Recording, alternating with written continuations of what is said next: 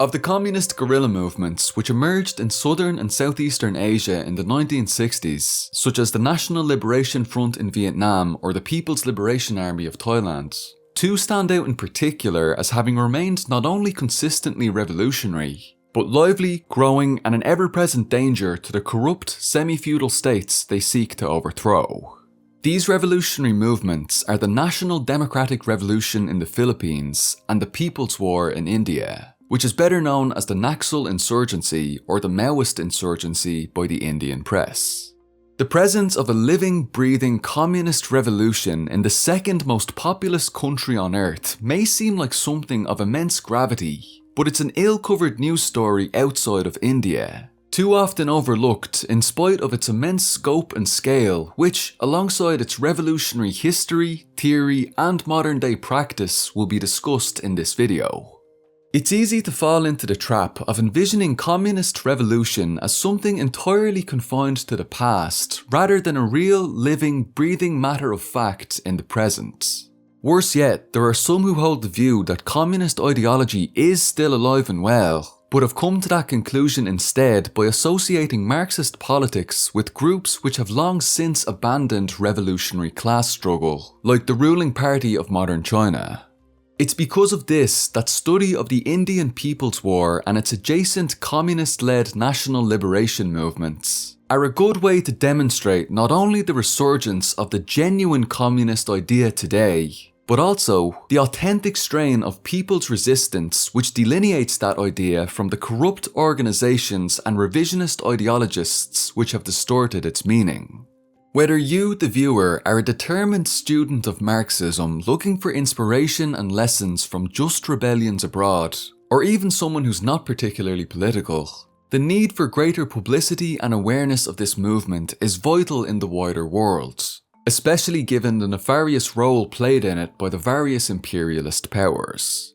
It provides aspiring revolutionaries in particular an invaluable case study as to the brutality of imperialist-backed dirty wars, but ultimately, the undefeatable nature of a determined mass support base regardless of how under-equipped or outgunned they may be in comparison to their enemy. But first, speaking of anti-imperialism, this video has been made possible by leftwingbooks.net, a radical left-wing distributor based in Montreal, where you can find Kurzplebedev's publications as well as numerous other texts relating to anti-capitalism, anti-colonialism, women's liberation, and other left-wing matters.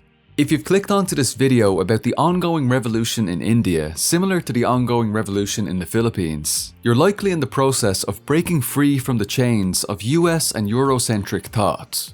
As we can see from these revolutionary movements, rather than being spearheaded by socialists in the imperialist core, imperialism is instead breaking first at the weakest links in its chains, the oppressed nations at the periphery. Robert Beale's Eurocentrism and the Communist Movement, coming from an anti-revisionist Marxist-Leninist perspective, is an essential text for understanding the problem of Eurocentrism and how mechanical conceptions of social historical development have held back the international communist movement. This is an incredibly important criticism of Eurocentrism, crucially coming from within Marxism, using the Marxist method in order to self-correct, rather than the mainstream liberal anti-Marxist critiques of Eurocentrism that distort historical materialism and throw the baby out with the bathwater. Leftwingbooks.net is currently offering a 20% discount on this book and others using the coupon code ITISRIGHT2REBEL. This coupon code works on a huge range of anti-imperialist texts available on leftwingbooks.net, linked in the description box below. But get over there ASAP, as this offer expires on the 18th of November. Free shipping is available on all North American orders over $50, and inexpensive shipping is also available on all Kurzplebedev publications in Europe. A massive thanks to leftwingbooks.net for sponsoring this video and making its production possible, as well as for helping to spread the revolutionary political message through their work. And now, back to the video. To understand the Indian People's War, a very basic overview of Indian society is necessary first. India, being a country of a staggering population of over 1.3 billion, is anything but some kind of homogeneous entity. The The territories of the present Indian state encompass over 3.2 million square kilometers, of which include lush grasslands, sweltering jungles and rainforests, arid deserts and savannas, and snow-capped mountain ranges. It's home to numerous different and distinct major nationalities and thousands of indigenous tribal communities, all speaking through an estimated 447 living languages. Many nations within the Indian state are oppressed and forced to wage their own armed national liberation struggles, such as those in Manipur and Kashmir. Indian society is largely split up into archaic categories or castes, which are arbitrated by both religion and the formalised structured system of castes established by British ethnographers when India, then called the Raj, was an open colony of the British Empire. One of many remaining open wounds left by the bottomless pit of brutality of British imperialist rule. There are also serious religious issues in India, mostly as a result of the sectarianism left by the botched and violent British partition of India in 1947. India's economy is largely underdeveloped, despite possessing some colossal urban centres which hold roughly a third of the state's population. However, the conditions within these cities too are often far from fully developed, as many residents are forced to live in crowded shantytown communities bordering the city centres, particularly in Kolkata. India has all the trappings of a semi-feudal, semi-colonial economy, with agrarian, feudal relations of production dominating the rural countryside and city outskirts, especially in the states of Chhattisgarh and Odisha. The history of the Indian People's War began in the state of West Bengal at a time where the influence of the Chinese Cultural Revolution was spreading across Asia. This was a time of ideological re-evaluation and radical upheaval in China in the late 1960s, which played a decisive role in the crystallization of the Indian revolutionary movement. Indian communists in the rural Darjeeling district of West Bengal, such as Charu Majumdar, were inspired by the now fresh and revitalized theories of the Chinese communist revolutionary leader Mao Zedong. They were members of a radical faction of the Communist Party of India Marxists, otherwise known as the CPM, which was historically a split from the old Communist Party of India, the CPI. Both the CPI and the CPM were, at that time, and still are today, staunchly moderate electoralist parties which regularly take the side of the Indian states in coalition governments. This is in spite of the Communist Party of India's earlier revolutionary involvement in anti-colonial armed struggle during the British Raj. A charismatic party leader, Charu Majumdar, was able to radicalise a militant support base among the Adivasi and Dalit peasants in the village of Naxalbari. These two castes would go on to serve as the bulk of the mass support base of the future Indian People's War. At the time in Naxalbari, under the militaristic Indian National Congress government of Indira Gandhi, the indigenous tribal people known as Adivasi people and the Dalit peasants suffered greatly. While there's no direct figure for the life expectancy of Adivasis in West Bengal in 1967, there are figures which exist which can provide a good basis for an informed estimate. In 1967, the life expectancy for the Republic of India was 45, rounded down, according to the United Nations. According to a study released in 2022, Adivasi life expectancy averages at around 4 years lower than the rest of the population in higher castes. Although it's important to note that figures from 1987 onwards do suggest that West Bengal had a slightly higher life expectancy than the rest of India, it can be safely concluded that in 1967, with such a low national average of just 45, a social and economic group who've historically been connected to a lower than average life expectancy would have had an abysmal standard of living. Malnutrition and starvation remained an ever-present issue, even after nominal independence from the British Empire due to the semi-feudal and semi-colonial economy left behind by the British, which secured the power of the landholding gentry, the upper castes, and the capitalist class. Dalits, or quote, untouchables, are the lowest caste of the caste system, suffering both at the time and today from far inferior medical services, quality of life, and career opportunities. Many Dalits were and still are landless peasants or scavengers in the urban slums of Indian cities. Despite nominal independence granted by the British, the post-independence Indian National Congress governments, first led by Jawaharlal Nehru, betrayed the Indian national liberation movement by retaining all the old oppressive elements of British colonial society, such as vast inequality in land ownership and the apartheid-like brutality of the caste system. It's easy to see why people from these oppressed and neglected groups in Naxalbari were attracted to the cause of Charu Majumdar and the CPM radicals, as their documents proposed a radical revolutionary solution to their problems as sufferers of a semi-feudal, semi-colonial system, as opposed to the line of the CPM's mainstream leadership, whose revolutionary spirit had by then all but withered away, with the revisionist Khrushchev leadership of the Soviet Union's support for Indira Gandhi and Soviet capital investment into India. Instead, the radical faction drew parallels with China, another large, formerly semi-feudal nation which up until the point of revolution had followed a very similar path of development to India. While the CPM preached patience and due process through electoral methods, the new revolutionary voices called for the beginning of a people's war. During the Cultural Revolution in China, there were massive improvements in life for the average Chinese peasants. From 1964 to 1969, China saw an unprecedented spike in life expectancy, rising by around 4% year on year, a rate never seen before or again. By 1967, the Chinese life expectancy was 53 and would rise to 64 by the closing of the Maoist period in 1976, a massive improvement from the figure of 43 in 1950. Statistically, India never experienced such a rapid improvement and lagged behind due to poverty, vast inequality, disease, and lack of infrastructure. The stories and examples of liberated peasants in China had a profound effect on those in Naxalbari, with the ideological current of the Cultural Revolution providing the Maoists' future support base with ample encouragement. On the 2nd of March 1967, the CPM was sworn into a coalition government with the Bangla Congress Party in West Bengal. Outraged by this, Charu Majumdar's faction rallied about 150 armed peasants to occupy land owned by Jotadar landlords, beginning the Naxalbari Rebellion and, on a wider scale, the Indian People's War. At the beginning of the People's War, there was no single structured guerrilla army. Rather, there were loosely directed bands of peasants wielding bows and poisoned arrows along with captured arms and ammunition. In response to the abuses of a local landlord, the Naxalbari rebels shot a police officer dead. Later, on the 23rd of May, a police inspector was killed with poisoned arrows.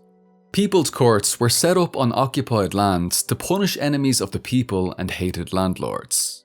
Although the rebellion was eventually mostly put down by the West Bengal police and the CPM government after nearly a dozen peasants had been killed, the armed peasants would continue their insurgency as the People's War slowly spread throughout other poor and underdeveloped regions in India.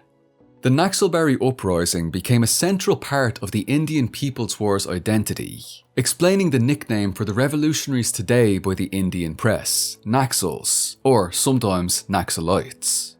That year, Charu Majumdar and his followers left or were expelled by the CPM and went on to form the All India Coordination Committee of Communist Revolutionaries, or AICCCM.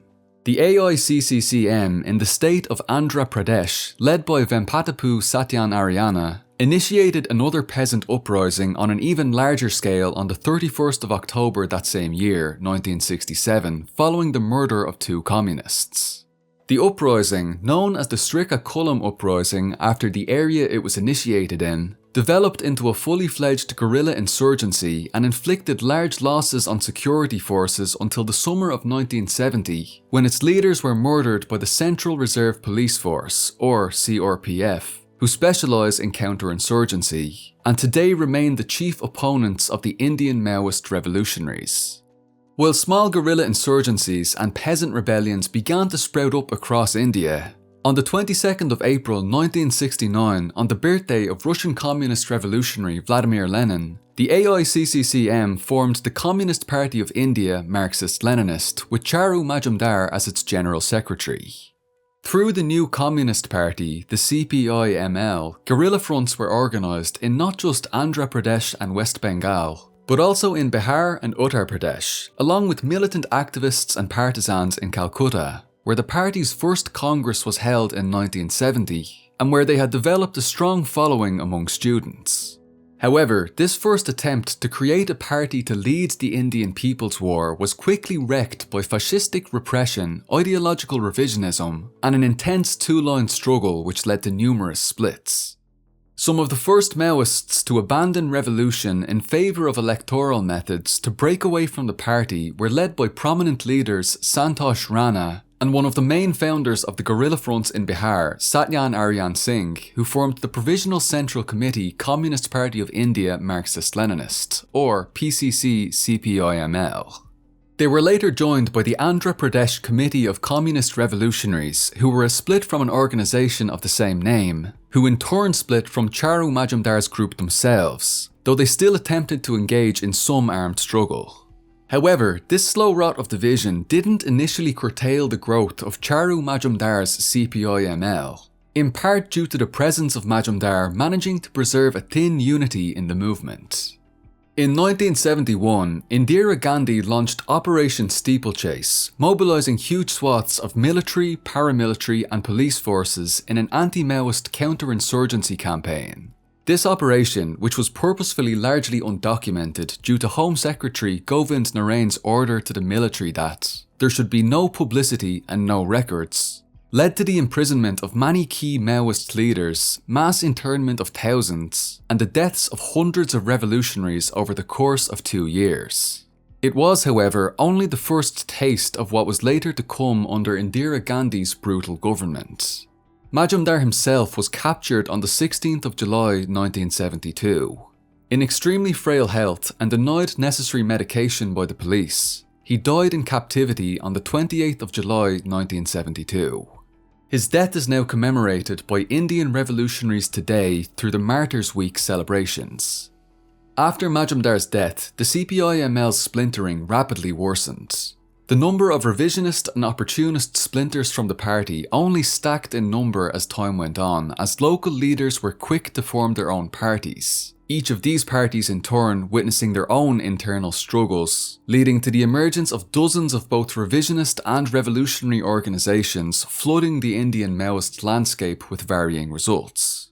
A large number of organisations split from the movement with an anti-Majumdar line, largely led by Jagjit Singh Sohal, otherwise known as Sharma, who formed the Central Organising Committee Communist Party of India Marxist-Leninist.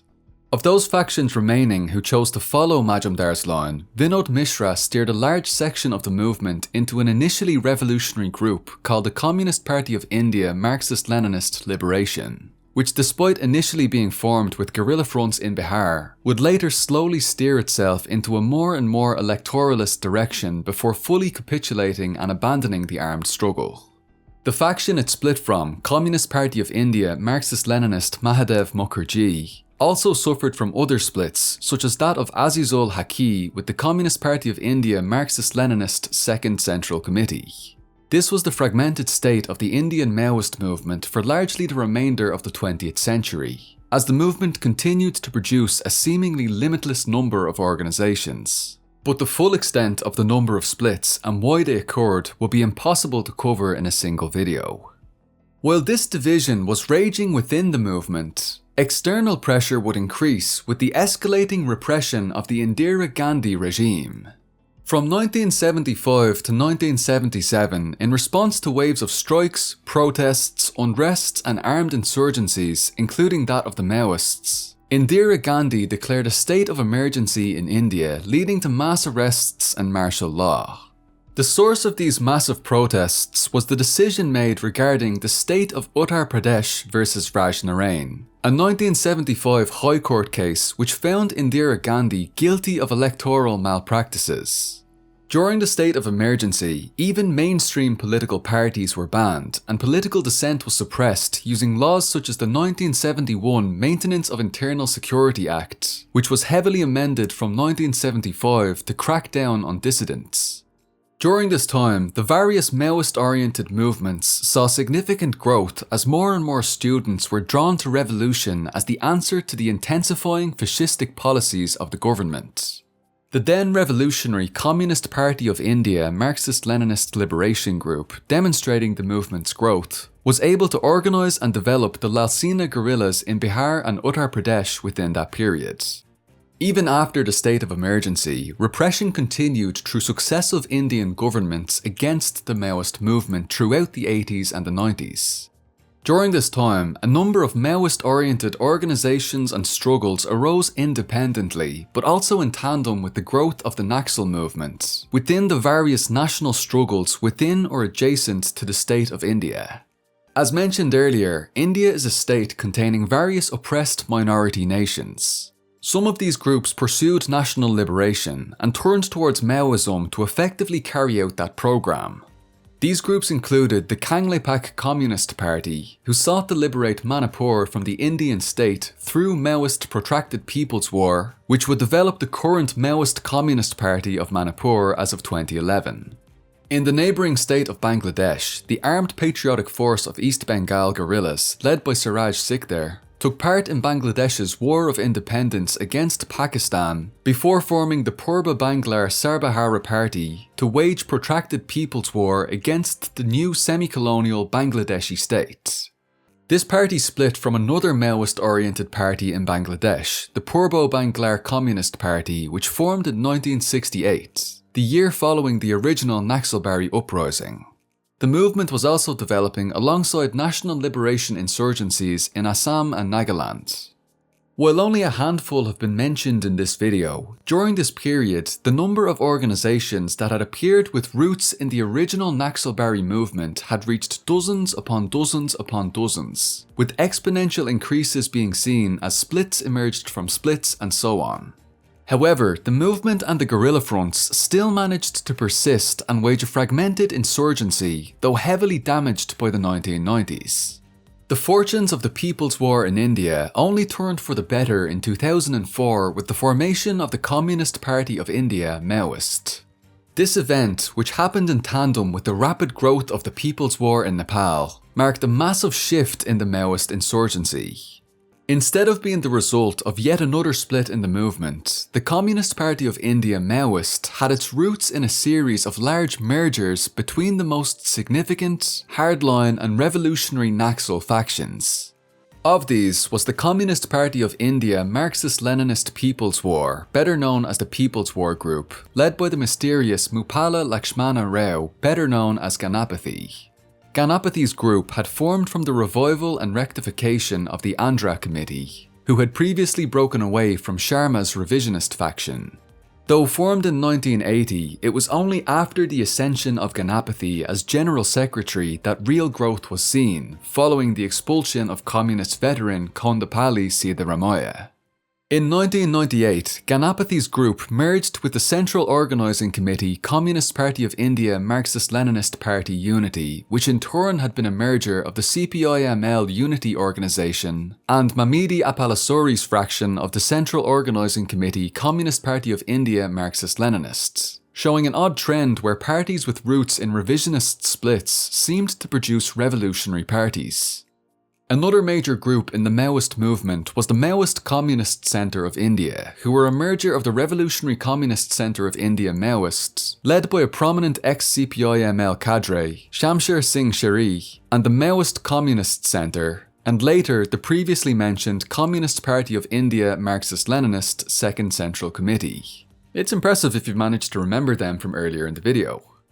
Having already cooperated together in the All India People's Resistance Forum, these factions formed the Communist Party of India Maoist on the 21st of September 2004.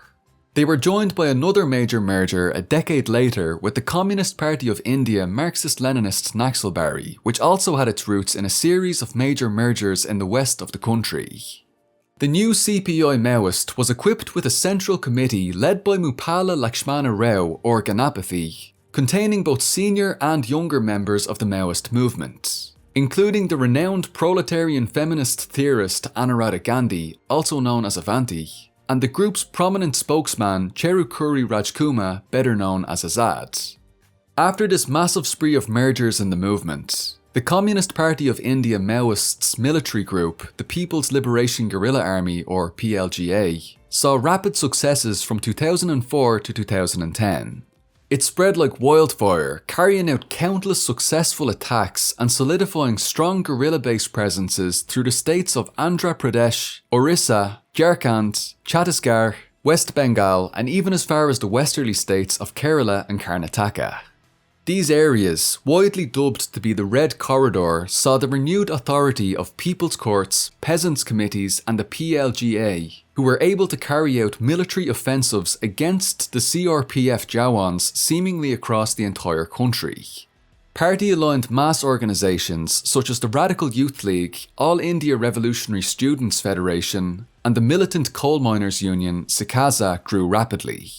The party's women's wing, the Krantikari Adivasi Mahila Sangathan, or Revolutionary Adivasi Women's Organisation, led by figures such as Anuradha Gandhi, expanded at a breakneck pace, reaching an estimated 100,000 registered members by 2011. The PLGA and its civilian-based People's Militia grew to encompass tens of thousands of guerrillas. This massive growth led the Indian government in 2006 to declare the Maoists India's #1 security threat and the single biggest internal security challenge ever faced by our country. Military officials even predicted a Maoist takeover. The government was shaken by Maoist ambushes such as the battle at Dantewada in April 2010, in which a Maoist force of hundreds nearly wiped out a CRPF convoy, killing 76 police officers. This was alongside major defeats for the government, such as at the Silda Camp ambush in West Bengal in February 2010, which claimed 24 police officers, and an ambush leading to 26 CRPF deaths in the Narayanpur district of Chhattisgarh in June 2010, among many other similar actions. The Red Corridor had become almost totally embroiled in guerrilla war between the Maoists and the CRPF. The Maoist movement had now evolved far past its roots as a small number of peasant guerrilla fronts and militant underground activists. In 2005, for example, the situation had become so severe that the leadership of the People's Republic of China was concerned enough to offer to a Chinese envoy to New Delhi, Sun Yuqi, "If there is any help from us to get rid of them, Maoist rebels, we will try to do our best." The state-sponsored vigilante gang Salwa Judum was formed in 2005 through the CRPF to kill Maoists within local communities. With full backing from the state, the fascistic Salwa Judum carried out widespread, well-documented atrocities. According to Human Rights Watch, eyewitnesses from 18 different villages described Salwa Judum as having carried out threats, abductions, beatings, killings, rapes, pillage, and complete village burnings on a large scale. These village burnings in particular were a common brutal tactic by the CRPF and Salwa Judum. A Supreme Court petition recorded that from June 2005 to August 2007 alone, at least 2,825 homes were burnt to the ground by Salwa Judum. Although officially dissolved in 2011, Salwa Judum's fascist militias continue to operate widely today. The political theories of the Indian People's War owed their origins largely to Charu Majumdar, who founded the original Naxalbari uprising movement on the theories laid out in the historic 8 documents. These articles laid out the Marxist-Leninist Maoist-oriented views of Majumdar and the other original founders of the Naxalbari movement, that India was a bureaucrat-capitalist, semi-feudal state which required a new democratic revolution to overcome the persisting issues of feudalism and to uninterruptedly usher in the socialist transition period. This analysis is rooted in the ideas of the Chinese revolutionary leader Mao Zedong, creatively applied to the particular conditions of India rather than China, which followed a relatively similar pattern of development to Majumdar's own country. Mao Zedong's theories, building on the works of Karl Marx and Vladimir Lenin, revolve around the necessity of revolutionary class struggle to transform society and propel it into its next historical stage. Society led by and for the working class. Codified in the historic 8 documents written from 1965 to 1967, Majumdar expressed the view that the Indian state could only be overthrown through an inevitable civil war where revolutionaries would need to adopt Mao's strategy of protracted people's war. In the 5th of the historic 8 documents, what possibility the year 1965 is indicating, he writes of the importance of Mao's military theory that, if we can realise the truth that the Indian Revolution will invariably take the form of civil war, the tactic of area-wide seizure of power can be the only tactic. The tactic of seizure of power of China is the only tactic. The tactic which was adopted by China's great leader Comrade Mao Zedong, the same tactic should be adopted by the Indian Marxists. He rejected the pro-Soviet line of the mainstream Indian communist movement. Evidently influenced by the Sino-Soviet split between Mao and the then leader of the Soviet Union, Khrushchev, he wrote in the 4th of the historic 8 documents, Carry On the Struggle Against Modern Revisionism, that it is the Soviet-US cooperation of modern revisionism that we are observing in India, a satanic association against the people's liberation struggles in the future. We are seeing from our experience in India that the dominance of the big monopolists exists in the production of the big industries that have grown in the public sector with Soviet aid. The documents became ideological hallmarks of the increasingly anti-revisionist and Maoist-oriented line of Majumdar and his allies in the radical faction of the CPM, and now still serve as fundamental texts of the Indian People's War today. The founding party programme of the Communist Party of India Maoist lays out the political line and tasks of the party, pledging itself to Marxism-Leninism-Maoism, a term which incorporates the universally applicable elements of the theory and practice brought forward from the Chinese Revolution, and advances scientific socialism to its third and currently highest stage after Marxism and Marxism-Leninism. Despite earlier prefigurations, the term Marxism-Leninism-Maoism was first used in this concrete, fully developed context by the Communist Party of Peru in 1982. Marxism-Leninism-Maoism is also serving today as the ideology of the revolutionaries in the Philippines. According to CPI Maoists' program, as was seen with Charo Majumdar and the CPI-ML, Indian revolutionaries must unite with all classes and strata oppressed by semi-colonialism and semi-feudalism to establish new democracy in India through waging armed revolution. In CPI Maoists' party programme, the 4 main contradictions or issues that need to be resolved by revolutionaries in Indian society are identified as 1. The contradiction between imperialism and the Indian people. 2. The contradiction between feudalism and the broad masses of the people. 3. The contradiction between capital and labour. And 4. The contradiction among the ruling classes. The Maoist analysis differentiates from the analysis of mainstream communist parties in India in that it identifies the first 2 contradictions listed as what it calls the basic contradictions which have to be solved firstly by the new democratic revolution. CPI Maoists' programme also contains an important passage expressing the party's support for the various national liberation struggles in India, identifying the national question as yet another immensely important issue that must be dealt with in Indian society, again differentiating the Maoists from many of the mainstream communist parties such as the CPI and CPM and their Hindi chauvinist political lines. CPI Maoists' programme states that our party must unequivocally support these nationalities' struggles. It must also oppose the vicious attempt of the Indian ruling classes to suppress these movements with their military might. It must also oppose the attempts of the Indian ruling classes to impose Hindi and English or any other language on the nationalities unilaterally. The right of self-determination, including and up to the right of secession, must be upheld and highlighted forcefully in all circumstances. The party programme also places serious importance on women's struggle and the problems of the caste system. In regards to women, CPI Maoist recognises them as a group that's particularly oppressed within Indian society, declaring that, without unleashing the pent-up fury of women as a mighty force of revolution, victory in revolution is impossible, echoing Mao Zedong's phrase that women hold up half the sky. In regards to caste, the party takes a firm anti-casteist line, writing that casteism crushes the self-respect of the individual, treats them as inferiors, and creates a social hierarchy with each rung in the ladder looking down on the other. It is such a weapon which is used both by the Indian ruling classes and the imperialists to instigate and divide the poor people and the oppressed. The majority of the oppressed castes are poor and face acute caste oppression in addition to the class oppression. Casteism is used for derailing their actual struggles directed against imperialism, feudalism, and comprador bureaucrat capitalism. Meanwhile, the CPI Maoist still believes that it's important to not be blind to the differences caused by the caste system, and to incorporate these into the wider class struggle, identifying strongly with the need to engage within the struggle for the rights of the Dalits in particular.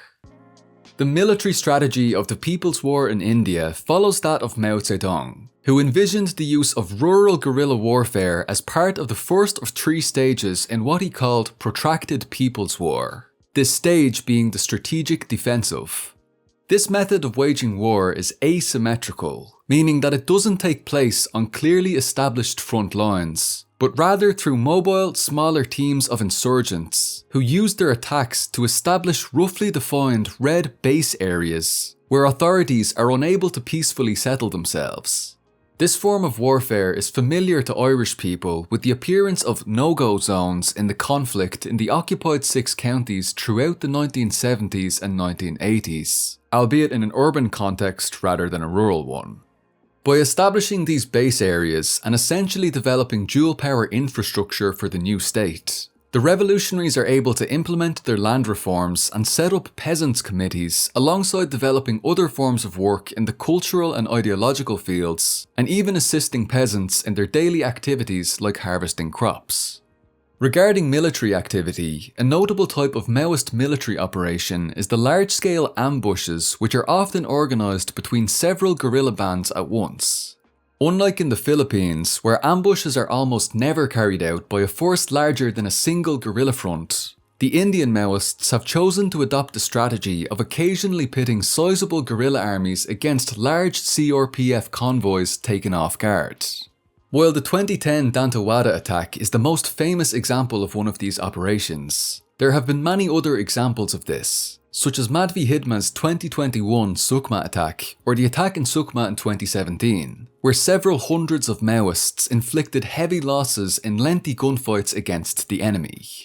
However, these ambushes, while gaining the most media publicity, are in reality quite rare compared to the numerous harassment operations, IED detonations, ambushes, or other more minor encounters which happen between the PLGA or its People's Militia and the CRPF on a regular basis.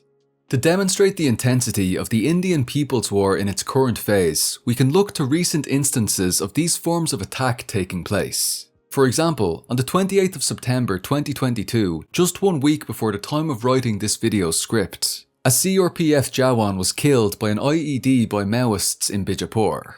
A larger ambush claimed 3 CRPF lives in June, alongside many other ambushes which took place throughout 2022, such as the Maoist ambush which took place against a joint force of CRPF and Cobra troops in West Singhbum in September, or numerous ambushes which took place in Bijapur in April, just to name a few of the many dozens reported by the Indian press themselves throughout the year. Many other ambushes and attacks most likely go unreported or incorrectly attributed, as figures for enemy casualties reported by the CPI Maoists' publication People's March often suggest a far more intense level of war. However, the PLGA isn't always on the offensive, as many of the firefights between the Maoists and the police take place as a result of the guerrillas covering their retreats during counter-insurgency raids. A clash of this kind took place in Chhatra on the 1st of October. The People's Liberation Guerrilla Army are under-equipped but resourceful, using homemade firearms, shotguns, old colonial-era guns, and bows and arrows where more modern captured weapons are in short supply, with the bow and arrow being a staple of the People's Militias formed by the PLGA among Adivasis. Armed warfare isn't the only form of struggle in the Indian People's War. Maoist activity takes the form of a broad range of actions. Whenever a guerrilla front is opened in a locality through the successful recruitment and training of a sizable PLGA force from the area's population, it's often followed by the establishment of people's courts by the revolutionaries in order to gain a stronger hold over the land question in rural areas. With land ownership being such a fundamental and domineering part of rural life in semi-feudal India, it's a central part of the Maoist strategy to build up their strength and implement early societal changes and land reform towards new democracy. One common method by the Maoists to solidify the power of the peasants they represent over the land question is through the Jan Adalat, or the People's Courts. These courts fulfill the role of carrying out justice against oppressive landlords, collectors, or other officials, with collector being a term used for local district heads. It's not uncommon for hated feudal landlords to be punished by the People's Courts. Since the Maoist insurgency is an asymmetrical hit-and-run style guerrilla war, the People's Courts must struggle to maintain control over land issues while not actually controlling territory on set-in-stone front lines, meaning it's difficult to hold prisoners over a long period of time. Kidnapping and then negotiating over prominent enemies of the people whose crimes are not severe enough to merit a death penalty is a common method used by the Maoists to assert the will of the People's Courts, such as in the case of a collector in Sukma, Alex Menon, in 2012. The band is a common form of extra-military mass struggle employed by the revolutionaries. A band is a form of militant general strike used to shut down localities for a set amount of time in pursuit of political demands, common in southern Asia. The CPI Maoist is known to declare bans, such as the band that took place on the 25th of April this year in Dandakaranya, or the band on the 6th of April which shut down streets in the Kunti district in protest for the release of a political prisoner. There have been hundreds of Maoist bans since the beginning of the People's War, and they remain a common sight in Maoist-heavy areas where land seizure isn't possible, perhaps due to the heavy repression the revolutionaries face. In 2009, the Indian government began a major operation against the Maoists, which continues to this day under the fascistic Hindu supremacist government of Narendra Modi, Operation Green Hunt. This operation mobilises hundreds of thousands of troops and intensifies the organisation of anti-Maoist paramilitaries and militias. In 2008, the government formed the infamous Commando Battalion for Resolute Action, or COBRA, specifically to fight the Maoists through jungle counterinsurgency tactics.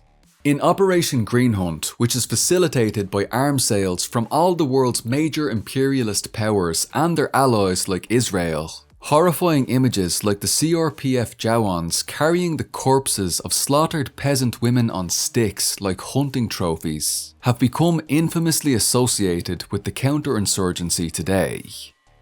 Forced surrender is another common feature of the CRPF's terrorising of Adivasis and Dalits. A forced surrender occurs when CRPF personnel use civilians as examples of surrendered Maoists and treat them as such. Surrenders of this kind are unfortunately extremely common, with a particularly notable case being the fake surrender of 514 Jharkhand Adivasis in 2014. The Modi government and the ruling BJP party are heavily repressive, not just towards Maoists, but broad sections of the population. Aligning themselves to the dangerous Hindutva ideology, the BJP organises its paramilitary force, the RSS, or National Volunteer Organisation, which drew inspiration originally from European fascist paramilitaries, to terrorise Muslim communities in India and attack anyone they deem to be so-called urban Naxals. Even the so-called Communist Party of India, Marxist, has played an active role in counter-revolutionary repression, establishing the Kerala Thunderbolts as part of their coalition government's initiative to stamp out Maoist activity in their state of Kerala. The Kerala Thunderbolts have been widely criticised for their violent and brutal methods in land seizures against Adivasis and Dalits, even drawing criticism from the CPM's fellow coalition members such as the CPI. One direct eyewitness account tells of how the Kerala Thunderbolts raided a Dalit farm in search of Maoists, forcing a family to line up outside and waving machine guns at children. In another account, they fired into crowds of Adivasis protesting a corporate land seizure by the supposedly communist state government, later dumping the Adivasis onto a reservation with no drinkable running water. Illegal land seizures for mining are not only common in Kerala, but also in the rest of India, such as with the granted licenses for bauxite mining in Chaparathipalam village this year. India is a hotspot for powerful mining companies which often export to the UK, EU, USA, China and Japan. Illegal sand mining mafias also present a major problem in the country. Maoists are often relied upon by the people to protect against these land seizures. For example, the famous Dantewada attack directly occurred during efforts to prepare the region for major mining investments.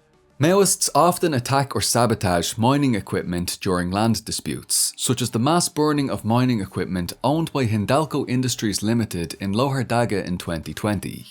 A band was also organised on the 10th of August 2021 against illegal laterite mining in Bamadika Lodi village. The CPI Maoists' practice, alongside its theory, places a large emphasis on women's issues within the often misogynistic and oppressive environment of India. Women are often drawn to the Maoist ranks in search of liberation, respect and equality.